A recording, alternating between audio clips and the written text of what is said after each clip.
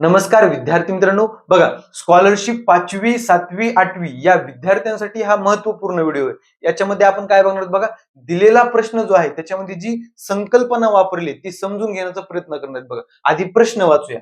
रुपये 17,837 ही रक्कम सरळ व्याजाच्या दर साल 8% दराने किती वर्षात दाम-दुप्पट होईल? म्हणजे आपल्याला सरळ व्याजाने दिलेली रक्कम किती वर्षात दाम-दुप्पट होईल असं विचारले. बघा विद्यार्थी मित्रांनो, पहिल्यांदा आपण शॉर्ट मेथड बघू.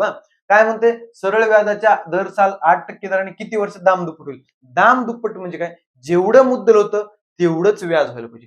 जेवढं मुद्दल होतं तेवढंच व्याज व्हायला पाहिजे. म्हणजे बघा, मुद्दल जेवढं आहे तेवढंच व्याज व्हायला पाहिजे. म्हणजे बघा विद्यार्थी मित्रांनो, मुद्दल स्वतःमध्ये कधीही 100% असतं. व्याज पण तेवढंच म्हणल्यावर व्याज पण 100% होणार. म्हणजे आपल्याला व्याज किती होणार आहे? आपलं 100% व्याज होणार आहे. मग आपल्याला एका वर्षाला किती भेटते? 8% व्याज भेटते. असं किती वर्षात 100% होईल? एका वर्षी 8 म्हणल्यावर किती वर्ष लागतील की 100% व्हायला? भागिले 8 करा. भागिले 8% केलं आपण, हे टक्के टक्के कटलं. 8 एक 8, 8 एक 8, उरले 2, 8 8 दोन्ही 16, उरले 4, पॉईंट घ्या. 8 पंचे 40, म्हणजे 12.5 वर्षामध्ये आपली जी रक्कम आहे ती दाम-दुप्पट होणार. म्हणजे पर्याय क्रमांक 3 येणार. विद्यार्थी मित्रांनो, आता याच्या मागची आपण कन्सेप्ट समजून घेऊ की 100% कसं येते नेमकं, बरोबर का?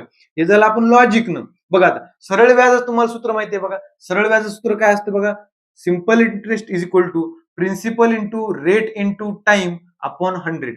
बघा आता विद्यार्थी मित्रांनो, ते काय म्हणते, दाम दुप्पट.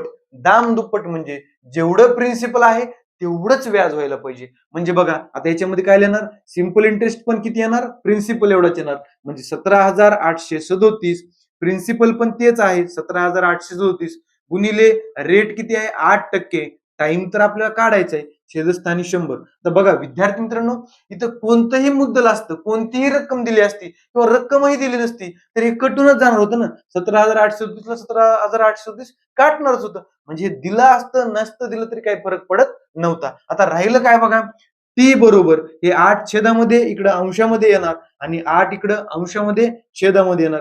हे करायचं आपल्याला. चला आत्ताच केलं होतं आपण, याचं उत्तर काय येतं 12.5. म्हणजे टी बरोबर टाइम बरोबर काय आलं विद्यार्थी मित्रांनो, 12.5 वर्ष. म्हणजे पर्याय क्रमांक 3. तर बघा याच्यामध्ये आपल्याला मुद्दल दिलं काय, नाही दिलं काय आणि कितीही दिलं तरी ह्याच्यामध्ये फरक पडत नाही.